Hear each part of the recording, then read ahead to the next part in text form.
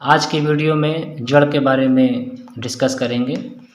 तो जो भ्रूण होता है उसी के मूलांकुर से सबसे पहले जो जड़ बनती है उसको प्राथमिक जड़ कहते हैं।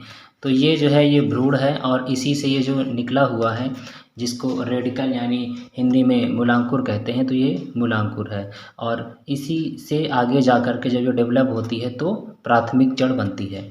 तो यहाँ पे थोड़ा भ्रूण जान लेते हैं कि भ्रूण क्या होता है।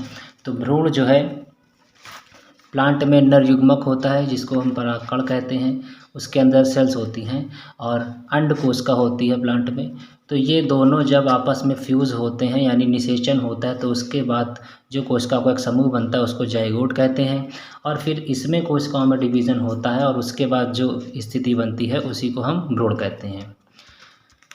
तो जो प्राथमिक जड़ है यानी ये हमारी प्राथमिक जड़ है, ये मोटी वाली जो जड़ है इसी को प्राथमिक जड़ कहते हैं। प्राथमिक जड़ से ब्रांच निकलती हैं और सब ब्रांच निकलती हैं यानी शाखाएं और उपशाखाएं। तो प्राथमिक जड़ से ये जो निकली हुई है इसको ही हम द्वितीयक यानी कि इसी को हम शाखा कहेंगे, द्वितीयक जड़ कहेंगे। और इससे भी जड़ जो निकल रही हैं उसको हम तृतीयक जड़ कहेंगे। तो अगर इन सब को एक साथ सामूहिक रूप में हमको कोई नाम देना हो तो इसी को मूसला जड़ तंत्र कहते हैं। ये पूरा एक तंत्र बनाती हैं। एग्जाम्पल में सरसों।